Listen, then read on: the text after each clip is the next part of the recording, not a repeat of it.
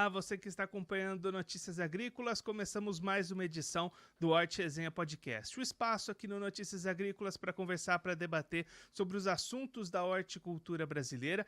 E no programa de hoje nós vamos conhecer a história de um agricultor que tem no próprio apelido a cultura da qual ele faz parte. É o João das Abóboras, o João Alves da Fonseca, produtor rural lá de Paracatu, em Minas Gerais, já está aqui conosco por vídeo. Então, João Alves, seja muito bem-vindo. É sempre um prazer tê-lo aqui no Notícias Agrícolas e recebê-lo aqui no Horti Resenha Podcast. Boa tarde aos amigos do Notícias Agrícolas. A gente é freguês, amigo e parceiro do Notícias Agrícolas e estamos aí sempre presentes. Um feliz 2024 a todos, um ano de boas colheitas de bons frutos, de boa paz, que a gente consiga vencer esses momentos do clima e tudo aí, e chegamos ao final de 2024 comemorando, como a gente sempre deseja a todos. João, vamos começar então já olhando para esse apelido, João das Abóboras. Da onde que vem essa alcunha? Como é que o senhor ganhou este nome, João das Abóboras? Na verdade, o que acontece com um cara que chama João ou Zé, ele tem de ter um codinome, porque todo João, todas as pessoas que têm esse nome comum, têm de ter um codinome. Então, eu sou uma pessoa que, vamos dizer assim, nasci os dentes dentro da área da parte hortifruti. Meus pais eram pequenos cultivadores de hortaliça, vagem, pepino, pimentão, tomate, abobrinha e tudo. Eu fiz o Colégio Técnico Agrícola e depois comecei a trabalhar numa empresa de semente de hortaliça e depois eu comecei a plantar abóbora. E a abóbora sempre foi, dentre as hortaliças, sempre foi dentre os hortifruti, sempre foi o primo pobre. Abóbora é comida de porco, não sei o que tem e tal. Então, uma certa brincadeira, uma certa zombaria, a gente virou produtor de abóbora, especificamente ou especializado em abóbora. E começamos a romper essa pré-conceito, não é preconceito da palavra, pré-casinho conceito de que a abóbora era o primo pobre dos hortifruti. E aí a gente começou a fazer desse negócio um negócio empresarial, um negócio de grandes volumes. Aí nós fomos para exportação, primeiro para o Mercosul, depois nós fomos para exportação para a Europa.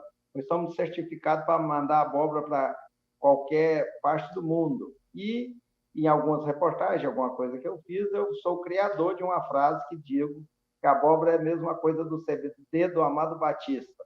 Todo mundo fala que não gosta, mas vende que é uma beleza. Então, seu João, desde que o senhor nasceu, já estava ali incluído no mundo agro, no cultivo dos hortifrutis. Desde pequeno, o senhor já estava ali no meio. Sim, com certeza. A gente é de família de pequenos horticultores, na região próxima a Belo Horizonte, né, do município de Mateus Leme. Então, aí a gente já nascemos dentro no meio das culturas da horticultura. Logicamente que era uma horticultura mais diversificada. Então, depois a gente foi crescendo, mas o nome não vem de lá. O nome vem que depois a gente transformou esse negócio abóbora num player, numa coisa assim mais, vamos chamar assim, até internacional. E por isso começaram, eu tinha de botar um segundo nome para o João, que já teve vários outros apelidos, mas aí fixou João das Abóboras. E aí, seu João, hoje como é que é a produção do senhor? Quantos hectares o senhor cultiva? Qual que é o tamanho da sua produção em toneladas? Qual que é o panorama atual de você aí na sua propriedade? Na verdade, exatamente nesse momento, eu sou uma pessoa que diminuiu o cultivo, mas eu não diminuí o cultivo porque eu parei de plantar abóbora. O que aconteceu é o seguinte, eu fiz uma mudança de região. Eu, seguramente, em um determinado momento, eu fui o maior produtor de abóbora do Brasil, num determinado momento. Depois a gente diversificou um pouco e pelo fato de eu chegar mudar de região, dentro aqui do estado de Minas Gerais mesmo, né, da região de Paracatu para a região de Curitizeiro, Vaz da Palma, ali no médio Vale do São Francisco, região próxima a Pirapora, a gente tem que fazer uma adaptação, mudança de área, essas coisas. Então, hoje a gente fala, mas eu cheguei a plantar, num ano de muito movimento, eu cheguei a plantar 970 hectares de abóbora. Hoje, nós estamos próximo da metade disso, um pouco menos. Então, para falar um número, próximo de 500 hectares que a gente gira o ano. E aí, João, para quem não conhece, explica para a gente um pouquinho como é que é o ciclo da abóbora, quando é que é feita a colheita, quando é que são feitos os tratos culturais, como é que é o calendário de um cultivo de abóbora. A abóbora, como soja, como milho, como... A abóbora tem vários tipos de abóbora. A abóbora mais plantada, que a gente também mais planta, é a abóbora Tetsukabuto, o pessoal fala abóbora japonesa, colocaram como um nome adaptado do japonês, mas o nome certo é abóbora Tetsukabuto. Então, a abóbora essa de abóbora Tetsukabuto, que vamos falar especificamente, depois tem a abóbora sergipana, a abóbora menina, a abóbora maranhão, a abóbora coreanita, que a gente plantou muito para mandar para exportação. Então, tem vários tipos. Falando da cultura que a gente mais planta, que é mais plantada no Brasil, a abóbora é uma cultura de 100 dias de ciclo, é uma cultura, as sementes são híbridas, depois você não tem segunda geração de plantio, a maioria, a grande maioria absoluta, são importadas do Japão, agora tem alguma semente nacional também, mas a grande maioria, mas de empresa japonesa que se estabeleceu aqui no Brasil, e você tem um ciclo aproximado de 100 dias. Época do frio um pouquinho mais, época do calor um pouquinho menos. Mas é uma cultura que ela tem uma presença hoje muito grande no mercado consumidor, no mercado atacadista, e ela tem mais um outro atributo, porque quando você planta uma abóbora Tetsukabuto, ela é híbrida, você tem que plantar um polinizador. E esse polinizador, normalmente, ele também vai para a indústria de alimento processado, para a indústria de doce. E aí, seu João, você comentou agora há pouco, né, essa expansão que você realizou, até um olhar mais voltado para a exportação em determinado momento. Como é que foi esse caminho para chegar à exportação? Da onde veio esse start inicial para essa ideia? E qual que foi o processo que o senhor teve que adaptar a sua produção para conseguir realizar essas exportações? Como isso aqui é uma resenha, vou contar a história que ela é engraçada. A gente já estava conhecido no final dos anos 90, já estávamos conhecidos no mercado como produtores de abóbora, no mercado nacional, basicamente de abóbora Tetsukabuto, e apareceram na Embrapa, em Brasília, 2 paraguaios. E esses paraguaios trouxeram uma semente. Lá, nós outros temos esse zapallo, que é a abóbora em castelhano, para sembrar acá. Aí o pessoal lá, o pesquisador, as pessoas me conheciam, olha, quiser fazer um teste, lá em Paracatu tem um produtor que recebe a gente e tal. Aí esses paraguaios chegaram aqui com essa semente vinda do Paraguai, e eu, logicamente, eu não tinha nenhum conhecimento sobre a variedade, e eles também não, e a Embrapa, na época, também não. Aí andamos num cantinho lá, 5 hectares, e esses caras foram embora. Não apareceram mais, a não ser perto da colheita. Aí, quando chegou perto da colheita, quando chegou na hora de colher, eles apareceram. A gente tinha apanhado muito, sabia? A gente plantava a outra com espaçamento de 3 metros, plantamos com 3 metros, ela depois teria de ser plantada com 1,5 metro. Apanhamos muito, mas deu um produto bom e tinha um preço altíssimo no mercado da Argentina, do Paraguai. Mas era uma área pequena, dava 4, 5 carretas de abóbora. Aí eles apareceram assim, podemos cosechar? Aí eu, não. precisa La Plata. Aí, não, não, não, manda o Zapallo, nós outros mandamos La Plata. Falei, não, manda La Plata e eu mando o Zapallo.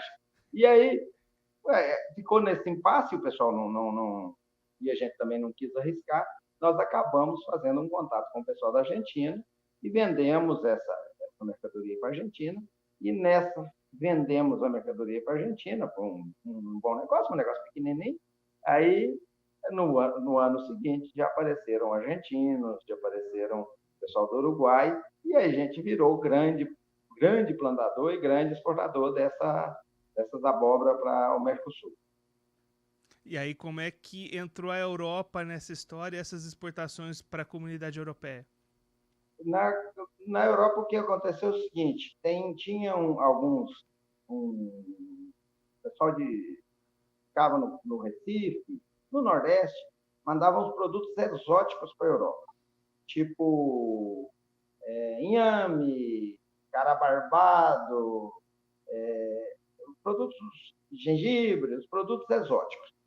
E nessa brincadeira eles fizeram um contato e a gente fizemos algumas cargas. A logística era muito ruim, porque o pessoal vinha ia para Petrolina ia para Recife, era bastante complexo a logística. Aí nós fizemos a primeira experiência, mandando 4 containers para Londres, através do Porto de Recife. E nos anos seguintes a gente continuou mandando algumas cargas através já assim, a gente já começou a fazer, e também o pessoal da Argentina, que era nossos parceiros, pessoas tinham muito contato, porque a Argentina sempre exportou muito produto hortigranjeiro para a Europa, tipo cebola e tal. Então a gente já conseguiu colocar algumas coisas diretamente na Espanha, em Barcelona e tal, mas depois nós tivemos alguns problemas por uma questão de mandamos containers e os containers refrigerados, não sei se não trataram frio, teve um problema com apodrecimento, e aí depois a gente seguiu, através de um pessoal de Jundiaí, mandando essa mercadoria para a Europa. Também fazem aproximadamente 6, 7 anos que a gente não manda mais mercadoria nenhuma para a Europa, e principalmente não fazemos exportação direta.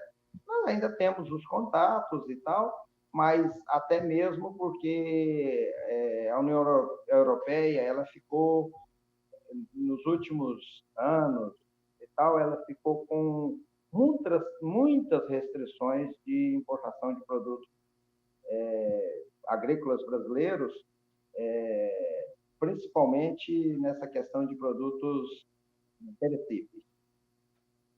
É isso, João, uma das inovações, um dos pontos que tem bastante destaque na cultura de hortifruti hoje em dia é a rastreabilidade, né? Como é que o senhor aí na sua propriedade utiliza esses recursos? Como é que está essa questão da rastreabilidade aí para suas abóboras? Todo esse produto que vai para exportação, que seja para o Mercosul ou que seja para a União Europeia, e recentemente a gente também se cadastrou para os Estados Unidos, todos esses produtos, eles têm de ter uma certificação do Ministério da Agricultura direto.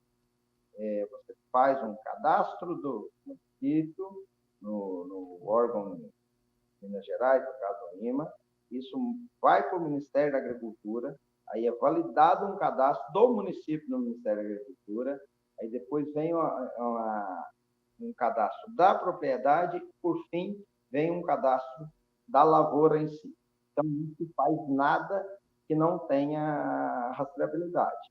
Então, é uma coisa quase que, vamos dizer assim, metódica, não faz sem fazer isso. E aí tem, logicamente, as restrições.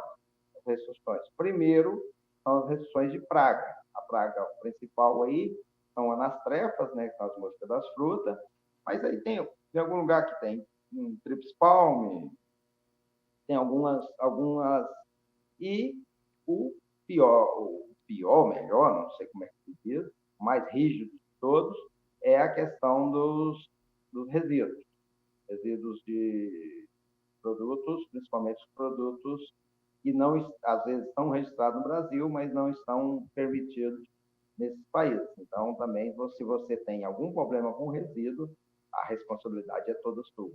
Então, você não pode nem imaginar de mandar algum produto com qualquer resíduo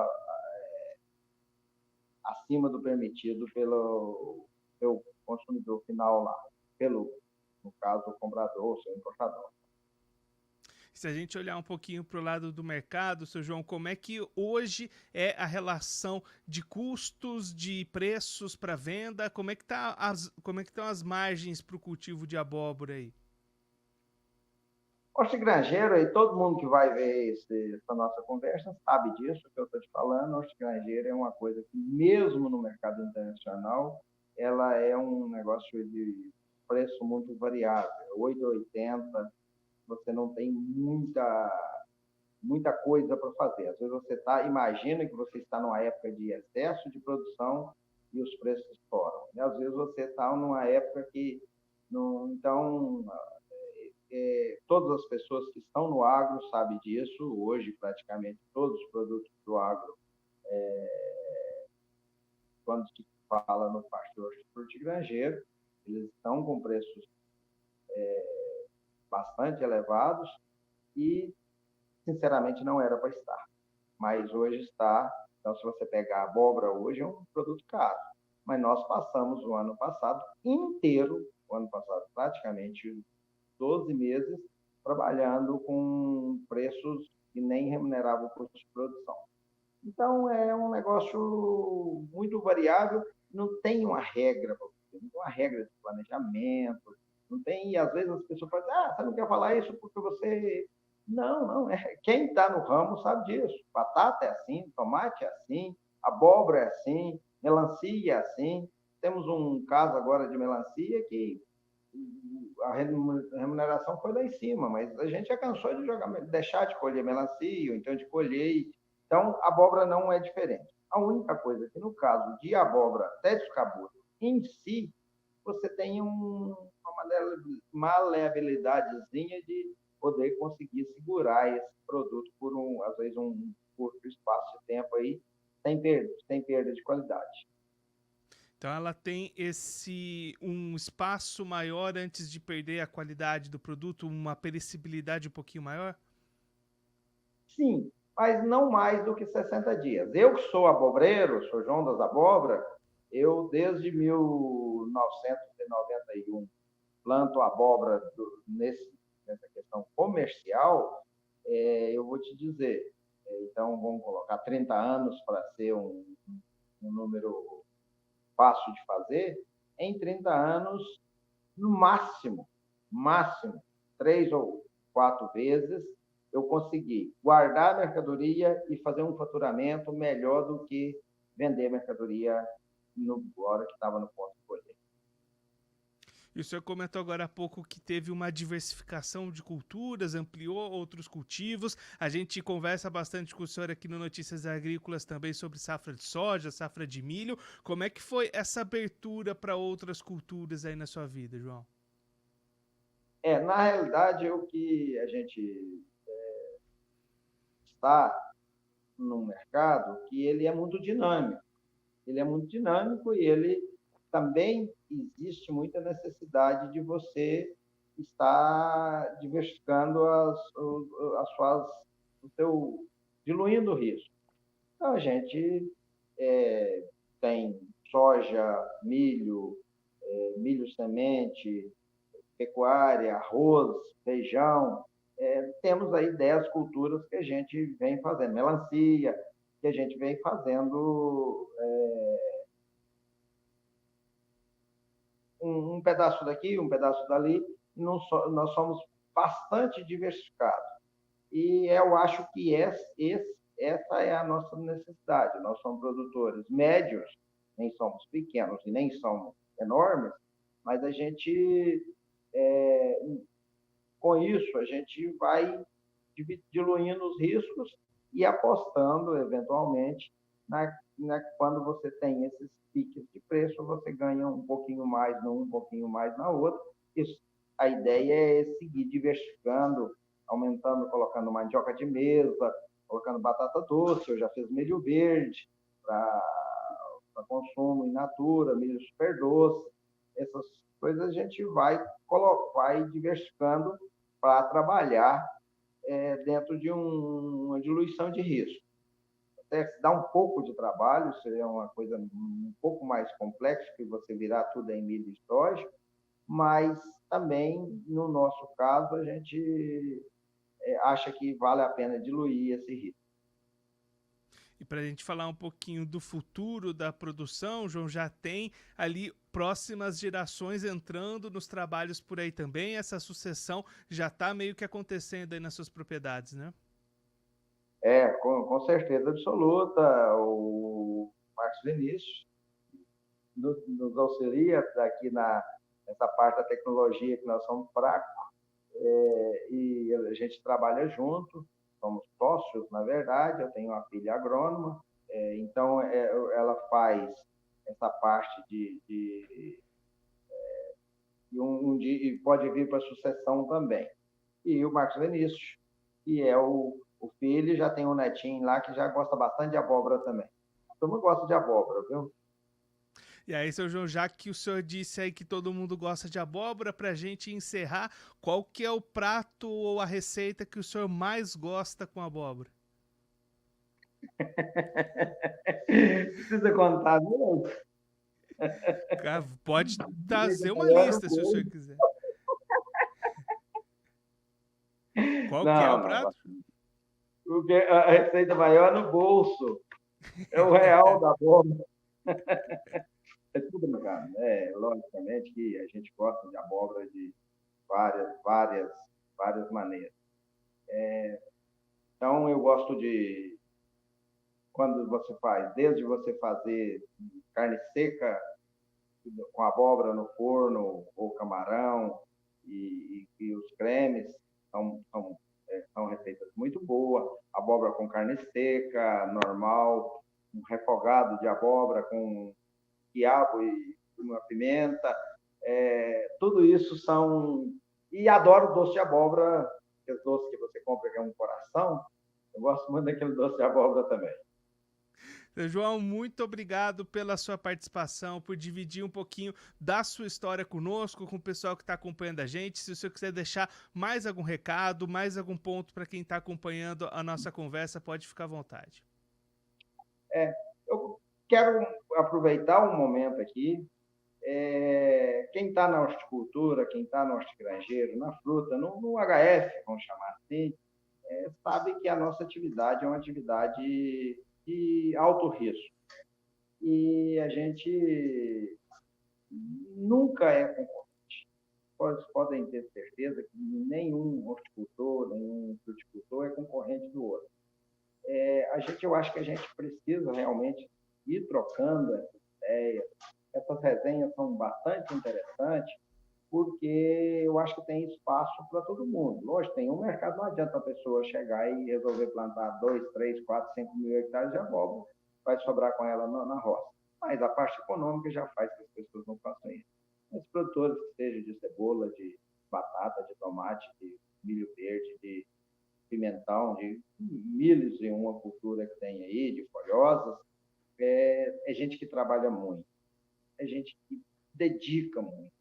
Então, eu quero dedicar um 2024 de boas colheitas, de boa safra, a todas aquelas pessoas que eu considero que estão na minha semente de semeador, aquela semente que eu falo todos os dias que eu vou falar. Eu quero semear, eu quero regar, eu quero cultivar, eu quero colher e eu quero partilhar.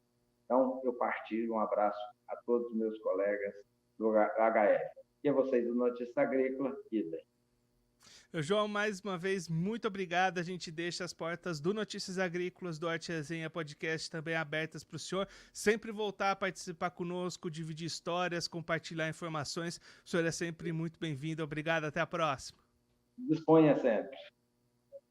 Esse, o João Alves da Fonseca, o João das Abóboras, produtor rural lá em Minas Gerais, que é bastante conhecido pela produção de abóboras, dividiu um pouquinho da sua história aqui conosco no Hort Resenha Podcast, história que começou já desde menino, família de produtores, foi intensificando, ganhando proporção, se tornou por algum período de tempo o maior produtor de abóbora do Brasil, também investiu na diversificação de culturas, olhou para as exportações, dividiu todas essas histórias aqui conosco neste episódio do Hort Resenha Podcast, que vai chegando ao final, mas na semana que vem tem episódio novo. Então, encontro marcado toda quinta-feira, 3 horas da tarde, aqui no site do Notícias Agrícolas, episódio novo do Hort Resenha Podcast. Vem pra resenha!